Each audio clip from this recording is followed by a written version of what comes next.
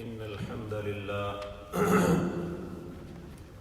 نحمده ونصلي على رسوله الكريم أما بعد أعوذ بالله السميع العليم من الشيطان الرجيم بسم الله الرحمن الرحيم وإذ جعلنا البيت مثابة للناس وأمنا واتخذوا من مقام إبراهيم مصلى وأعهدنا إلى إبراهيم وإسماعيل أن طهرا بيتي للطائفين والعاكفين والركع السجود وإذ قال إبراهيم رب اجعل هذا بلدا آمنا وارزق أهله من الثمرات من آمن منهم بالله واليوم الآخر قال ومن كفر فأمتعه قليلا ثم أضطره إلى عذاب النار وبئس المصير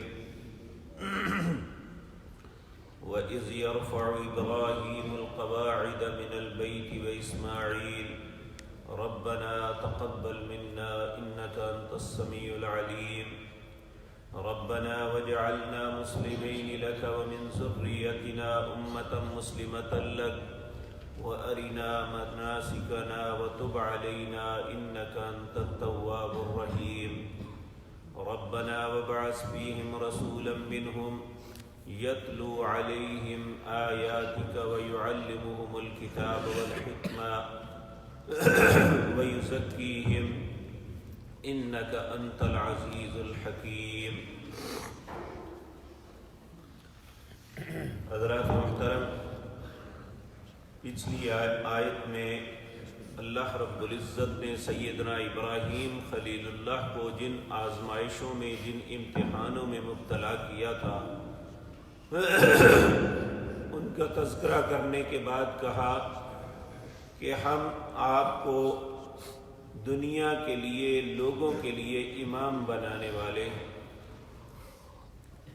اور امامت کا مطلب یہ نہیں کبھی بھی ہوتا کہ وہ کوئی الگ سے مخلوق بن جاتا ہے، بلکہ امامت کا مطلب دو ہیں. ایک تو یہ کہ لوگوں کی خدمت، اللہ کے دین کی خدمت، اللہ کے گھروں کی خدمت، اور دوسرا یہ ہے کہ لوگوں کے لیے خیر خواہی اور ان کے لیے آرام اور آسائش اور آسانی مہیا کرنے کے لیے اللہ یہ منصب عطا کرتے ہیں. امامت دو معنوں میں استعمال ہوتا ہے. عربی زبان میں امام حاکم کو بھی کہتے ہیں، امام پیش امام جو نماز پڑھانے والا، خطبہ دینے والا، لوگوں کی رہنمائی کرنے والا، اسے بھی کہتے ہیں. تو سیدنا ابراہیم خلیل اللہ جس معنی میں امام بنے وہ مذہبی پیشوا تھے، حاکم نہیں تھے. اس کے باوجود کہ یہ بہت بڑا منصب ہے، آج ہم لوگ یہ سمجھتے ہیں کہ امامت اگر ملی ہے تو صرف خدمت کروانے کے لیے، بلکہ یہ خدمت کرنے کے لیے ملتی ہے. آپ دیکھیں کہ اللہ رب العزت انہیں امامت کا منصب دینے کے بعد کہتے ہیں وَإِذْ جَعَلْنَا الْبَيْتَ مَثَابَةً لِلنَّاسِ وَأَمْنًا، ہم نے کیا اس گھر کو یعنی بیت اللہ کو مثابتاً، بار بار لوٹنے کی جگہ، وَأَمْنًا اور امن والی جگہ بنایا. اب یہ بار بار لوٹنے کا کیا مطلب ہے؟ بیت اللہ ایک ایسی جگہ ہے، اگر ایک آدمی اپنی زندگی میں 100 مرتبہ بھی چلا جائے اور اگر اس سے بھی زیادہ مرتبہ چلا جائے تو پھر بھی اس کا دل اسی طرح تڑپتا ہے جس طرح نہ جانے والے کا دل تڑپتا ہے. بس یہی دل چاہتا ہے جب انسان وہاں سے واپس آتا ہے کہ دوبارہ کب مجھے موقع ملے تو میں پھر اللہ کے گھر کو دیکھوں، اس کی زیارت کروں، اس کا طواف کروں، اس کے بیت اللہ کے قریب نماز پڑھوں. میرے اور بیت اللہ کے درمیان کوئی چیز نہ ہو. یعنی یہ ایک ایسی خوبصورت بات ہوتی ہے جب انسان واپس آ کے کسی اپنی مسجد میں نماز پڑھتا ہے تو اسے بڑا عجیب سا لگتا ہے کہ ایک وہ وقت کہ جب وہ بالکل بیت اللہ کے سامنے کھڑے ہو کے نمازیں پڑھتا تھا، اور آج وہ بیت اللہ کی طرف متوجہ تو ضرور ہے لیکن درمیان میں کتنے ہزاروں میل کے فاصلے بن جاتے ہیں۔ تو یہ ایک ایسی جگہ ہے جہاں سے کبھی دل نہیں بھرتا۔ یہ میں جب پہلی مرتبہ 1991 میں گیا تو جب واپس آنے لگا تو ایک مصری خاتون بیت اللہ کا غلاف پکڑ کے اتنا رو رو کے ایک ہی بات کہتی جائے، اے اللہ مجھے پھر لٹا کے یہاں لانا، پھر لٹا کے یہاں لانا، ثم الذین یعود ثم الذین یعود، یعنی ایسا رو رو کے یہ منتیں کر رہی تھی۔ اور حقیقت بات یہ ہے کہ جب بھی کوئی انسان یہ کہے نا جی اب بس، تو پھر اللہ بس کروا دیتا ہے، لیکن اگر کوئی انسان اکتاہٹ نہ محسوس کرے تو اللہ اس کے دل میں اس کی محبت کو ہمیشہ رکھتا ہے، چاہے وہ کتنا بھی ضعف میں مبتلا ہو، اس کا دل یہی چاہتا ہے کہ کب وہ وقت آئے کہ میں اللہ کے گھر کی زیارت کے لیے جاؤں۔ تو اللہ نے اسے بار بار لوٹنے کی جگہ اللہ فرماتے ہیں بنایا، وَأَمْنًا، اور اس شہر کو امن والا بنایا۔ زمانہ کوئی بھی ہو، اس شہر کے اندر اسلام سے قبل بھی اگر کوئی شخص اپنے باپ کے قاتل کو بھی دیکھ دیتا، اپنے بیٹے کے قاتل کو بھی دیکھتا تو اسے کچھ نہیں کہتا تھا، بعد کے لیے مؤخر کر دیتا کہ اس سے بدلہ لیں گے یا کچھ کریں گے۔ بیت اللہ حدود حرم کے اندر کوئی بھی ایسا نہیں کام کرتا تھا، بلکہ صرف بیت اللہ ہی نہیں، بیت اللہ کے ارد گرد تقریباً 22 کلومیٹر ایک طرف، 10 کلومیٹر ایک طرف، اور اسی طرح چاروں طرف ایسی جگہ ہے جسے اللہ نے حدود حرم قرار دے دیا، اور باقاعدہ وہاں پہ نشانیاں بتیاں لگی ہوئی ہیں کہ اس جگہ سے آگے حرم کی حد شروع ہو جاتی ہے، اور حرم کی حدود کے اندر اللہ نے پابندی لگائی ہے کہ جو بھی شخص داخل ہو امن کے ساتھ داخل ہو، نہ اس کے درخت کو کاٹ سکتا ہے، نہ یہاں کسی پرندے کو پکڑ کے اس کا شکار کر سکتا ہے، بلکہ کسی بیٹھے ہوئے پرندے کو اڑا بھی نہیں سکتا، حتیٰ کہ گری پڑی چیز کو بھی نہیں اٹھا سکتا، الا کہ اس نے اعلان کرنا ہے کہ میں اس تک چیز پہنچا دوں جس کی گم ہوئی ہے، وگرنہ وہ زمین سے چیز پکڑ بھی نہیں سکتا۔ یہ اللہ نے اس شہر کی حرمت رکھی ہے کہ جس طرح نبی صلی اللہ علیہ وسلم آپ اپنے حجۃ الوداع کے خطبے میں فرماتے ہیں کہ اللہ نے جس طرح اس شہر کو حرام قرار دیا ہے، اس مہینے کو حرام قرار دیا ہے، اس اللہ کے گھر کو حرمت والا قرار دیا ہے، اس طرح ہی نبی صلی اللہ علیہ وسلم نے فرمایا اللہ نے مسلمان کی عزت کو بھی حرام قرار دیا ہے کہ اسے پامال کیا جائے۔ تو اللہ رب العزت نے اسے امن والا بنایا، اور یہاں پہ بیت اللہ کے اندر وَاتَّخِذُوا مِن مَقَامِ إِبْرَاهِيمَ مُصَلًّى، ابراہیم مقام ابراہیم کو جائے نماز پکڑے۔ دو معنی ائمہ مفسرین نے اس کے کیے ہیں، ایک تو یہ کہ واقعتاً وہ پتھر کہ جس کے متعلق یہ ہے کہ نبی کریم سیدنا ابراہیم خلیل اللہ علیہ السلام اس کے اوپر کھڑے ہو کے بیت اللہ کو تعمیر کیا تھا، اس کے اندر 2 قدموں کے نشان ہیں، پیوست ہوئے ہیں، اور یہ معجزاتی طور پہ یہ ایسا پتھر تھا کہ جب اوپر ہونے کی ضرورت پڑتی تو یہ ایٹومیٹکلی جس طرح لفٹ اوپر چلی جاتی ہے اوپر چلے جاتا، جب نیچے آنے کی ضرورت پڑتی تو یہ نیچے ہو جاتا۔ اس کے اندر جو پاؤں کے نشان ہیں اس کے متعلق سیرت نگاروں نے ایک بڑا عجیب و غریب واقعہ لکھا ہے۔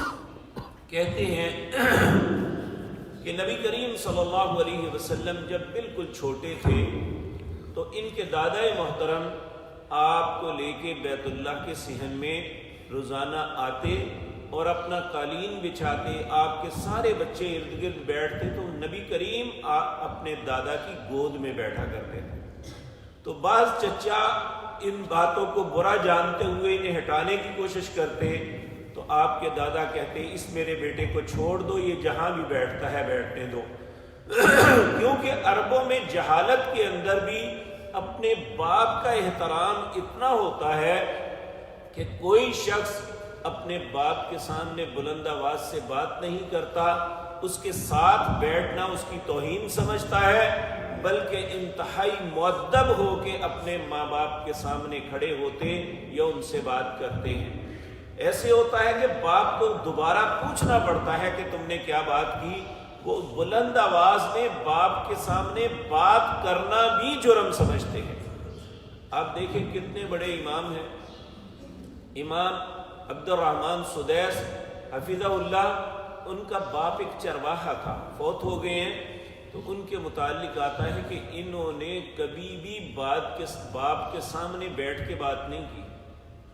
یعنی اتنا بڑا منصب ملنے کے باوجود ماں باپ کا اتنا احترام عربوں کے اندر۔ تو نبی کریم صلی اللہ علیہ وسلم اپنے دادا محترم کے پاس ان کی گود میں چھوٹے سے بیٹھتے۔ ایک دن ایک کھوجی آیا۔ کھوجی اس بندے کو کہتے ہیں جو پاؤں کے نشانات پہچانتا ہے اور جس طرف وہ پاؤں جاتے ہوں وہ نشاندہی کرتا ہوا جاتا ہے۔ وہ ایک شخص اس فن کا ماہر تھا۔ بیت اللہ کا طواف کرتے کرتے وہ آیا اور اس نے نبی کریم صلی اللہ علیہ وسلم جو ابھی چھوٹے سے تھے، 5 یا 6 سال کی عمر تھی، ان کی طرف، ان کے پاؤں کی طرف دیکھنے لگا۔ پھر وہ چلا گیا، اگلا چکر لگا کہ پھر آیا، پھر نبی کریم کے پاؤں کو دیکھنے لگا۔ تو جب 2-3 دفعہ ایسا ہوا تو عبد المطلب نے پوچھ لیا، بھائی کیا مسئلہ ہے تمہیں؟ کہنے لگے سردار ایک بات کرنا چاہتا ہوں۔ انہوں نے کہا کیا بات کرنا چاہتے ہو؟ کہنے لگے یہ بچہ کون ہے؟ عبد المطلب نے کہا یہ میرا پوتا ہے، میرے بیٹے عبداللہ کا بیٹا ہے۔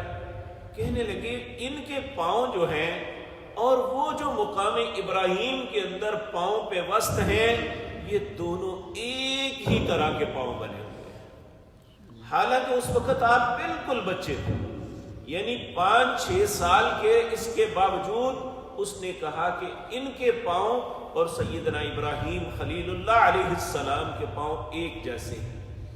تو یہ ایک بڑی عجیب بات تھی جو اس زمانے میں اس شخص نے کی۔ تو یہ مقام ابراہیم کے متعلق سیدنا عمر رضی اللہ تعالیٰ عنہ خواہش کا اظہار کرتے تھے کہ کاش ہمارے لیے نماز کی جا اسے بنا دیا جائے۔ تو اللہ نے یہ آیت اتار دی، وَاتَّخِذُوا مِن مَّقَامِ إِبْرَاهِيمَ مُصَلًّى، اور مقام ابراہیم کو اپنے لیے جائے نماز پکڑو۔ جب انسان طواف کرتا ہے، وہ کوئی بھی طواف ہو، عمرے کا طواف ہو، وہ طواف افاضہ ہو، وہ طواف وداع ہو، یا ویسے طواف کر رہا ہے، طواف کرنے کے بعد 2 نفل جو پڑھتے ہیں یہ مقام ابراہیم اور بیت اللہ کو درمیان میں لے کے پڑھتے ہیں۔ تو نبی کریم صلی اللہ علیہ وسلم نے، اللہ رب العزت نے اس کے لیے حکم دیا کہ وَاتَّخِذُوا مِن مَّقَامِ إِبْرَاهِيمَ مُصَلًّى۔ ایک مقام ابراہیم کہا جاتا ہے کہ ساری حدود حرم مقام ابراہیم ہے، یہیں پہ ابراہیم علیہ السلام نمازیں پڑھتے رہے۔ اگر کوئی آدمی طواف کے بعد کسی بھی جگہ نماز پڑھتا ہے تو انشاءاللہ اس کا طواف درست ہوگا، لیکن بہتر بات یہ ہے کہ وہ اس کی نماز وہاں پہ ہو۔ تو بعض اوقات وہاں پہ اتنا رش ہوتا ہے، نماز بذات خود انسان کے لیے بڑی عجیب بات بن جاتی ہے، کبھی آگے سے کوئی گزرتا ہے، کبھی سر سے گزرتا ہے۔ تو ایسے حالات میں وہ اگر مقام ابراہیم سے ہٹ کے کسی دوسری جگہ بھی نفل پڑھ لیتا ہے تو اس پہ کوئی حرج والی بات نہیں ہے۔ تو اللہ رب العزت فرماتے ہیں وَأَحِدْنَا، ہم نے بڑی سختی سے تاکید کی، إِلَىٰ إِبْرَاهِيمَ وَإِسْمَاعِيلَ، ابراہیم اور اسماعیل کو، کہ انطہرا بیتیا، میرے اس گھر کو ہمیشہ صاف ستھرا رکھنا، للطائفین والعاکفین، طواف کرنے والے، اعتکاف کرنے والے، والرکع السجود، رکوع کرنے والے اور سجدے کرنے والوں کے لیے۔ اب یہ اللہ کے نبی ہیں، بیٹا بھی اللہ کا نبی ہے، امامت کا منصب ملا ہوا ہے، اللہ نے انبیاء کی یعنی ابو الانبیاء کا شرف انہیں نصیب فرمایا، ہزاروں نبی ابراہیم علیہ السلام کی اولاد میں سے ہیں۔ تو مسجد کی صفائی اتنا اہم فریضہ ہے کہ اللہ نے انہیں کہا کہ مسجد کو صاف رکھنا۔ اس لیے ہم جو بھی لوگ ہیں یہ بات یاد رکھیں کہ کہ مسجد کی صفائی ایمان کی علامت ہے. مسجد کے اندر گندگی ڈالنا یہ قطعاً اچھی بات نہیں ہے.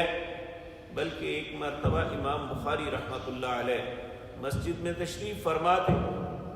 آپ کی داڑھی کے اندر کوئی تنکا وغیرہ چیز تھی، تو ایک شخص نے اس تنکے کو پکڑ کے تو نیچے مسجد میں پھینک دیا. آپ نے فوراً اسے پکڑا اور اپنی پاکٹ میں ڈال لیا.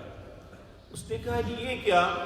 کہنے لگے جو میری داڑھی میں اچھا نہیں لگتا وہ اللہ کے گھر میں کیسے اچھا لگے گا. تو اس لیے یہ ایمان کی علامت ہے کہ مسجد کو گندا نہیں کرنا چاہیے. اللہ نے ابراہیم خلیل اللہ علیہ السلام، سیدنا اسماعیل علیہ السلام کو حکم دیا طہر بیتی للطائفین والعاکفین، میرے گھر کو صاف ستھرا کرنا ہے، اسے صاف کر کے. بلکہ نبی کریم صلی اللہ علیہ وسلم آپ کے زمانہ مبارک میں مسجد نبوی میں ایک کالی رنگ کی خاتون تھی جو صفائی کیا کرتی. کچھ دن آپ نے اسے نہ دیکھا. آپ نے پوچھا وہ خاتون کہاں ہے؟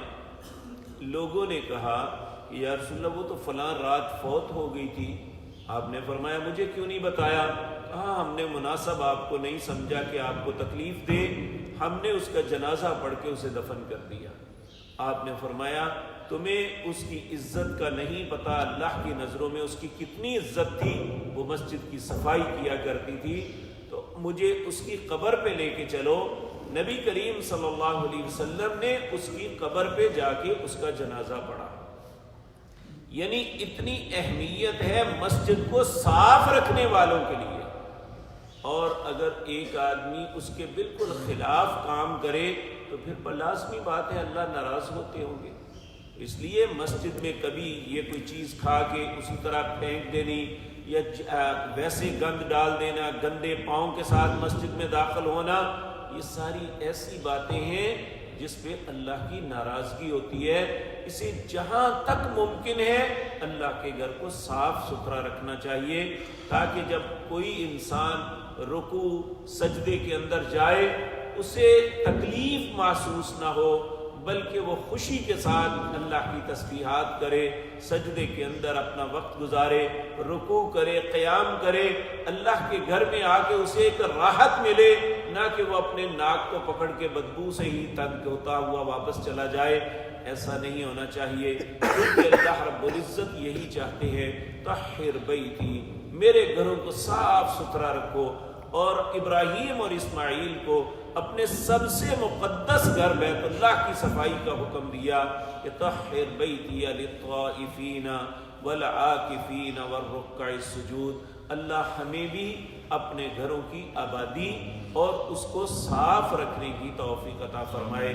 اقول قولی ھذا واستغفر اللہ لی.